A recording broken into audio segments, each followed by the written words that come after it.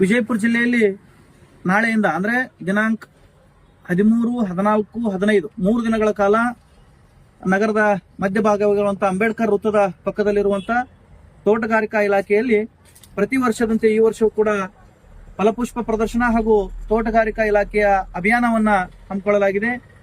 ಇಲ್ಲಿ ವಿಜಯಪುರ ಜಿಲ್ಲೆಯ ಪ್ರಮುಖ ಬೆಳೆಗಳಾದಂತಹ ದ್ರಾಕ್ಷಿ ಇರ್ಬೋದು, ದಾಳಿಂಬೆ ಇರ್ಬೋದು, ಡ್ರ್ಯಾಗನ್ ಇರ್ಬೋದು, ಲಿಂಬೆ ಹಣ್ಣು ಇರ್ಬೋದು, ಇದ್ರ ಸೇರಿದಂತೆ ಅನೇಕ ತೋಟಗಾರಿಕಾ ಬೆಳೆಗಳಿಗೆ ಸಂಬಂಧಿಸಿದಂತೆ ವಿಶೇಷ ತಜ್ಞರಿಂದ ಗೋಷ್ಠಿಗಳನ್ನು ಮಾಡುವುದಾಗಿರ್ಬೋದು.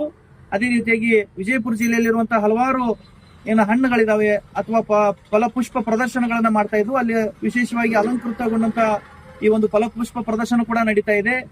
ಕೊನೆಯ ದಿನ ಯಾವುದಕ್ಕೆ ಪ್ರಥಮ, ದ್ವಿತೀಯ, ತೃತೀಯ ಬಹುಮಾನ ಕೂಡ ವಿತರಣೆ ಮಾಡುವಂತದ್ದು ಕೂಡ ಈ ಒಂದು ಫಲಪುಷ್ಪ ಪ್ರದರ್ಶನದಲ್ಲಿ ನಡೀತಾ ಇದೆ.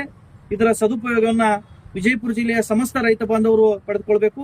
ಅದರ ಜೊತೆಗೆ ಪಾಮ್ ಆಯಿಲ್ ಅಂತ ಕರಿತೀವಿ, ತಾಳೆ ಎಣ್ಣೆ ಅಂತ ಹೇಳ್ತೀವಿ, ಅದು ಕೂಡ ಅಲ್ಲಿ ಪ್ರದರ್ಶನ ಹಾಗೂ ಹಲವಾರು ಸಸಿಗಳು ಕೂಡ ಮಾರಾಟಕ್ಕೆ ಇರ್ತದೆ.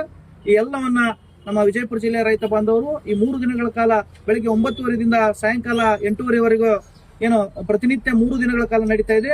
ಆ ಒಂದು ಕೃಷಿ ಮೇಳದಲ್ಲಿ, ತೋಟಗಾರಿಕಾ ಫಲಪುಷ್ಪ ಪ್ರದರ್ಶನದಲ್ಲಿ ತಾವೆಲ್ಲರೂ ಭಾಗವಹಿಸಬೇಕಂತ ಹೇಳಿ ಈ ಸಂದರ್ಭದಲ್ಲಿ ವಿನಂತಿಸಿಕೊಳ್ತೇನೆ.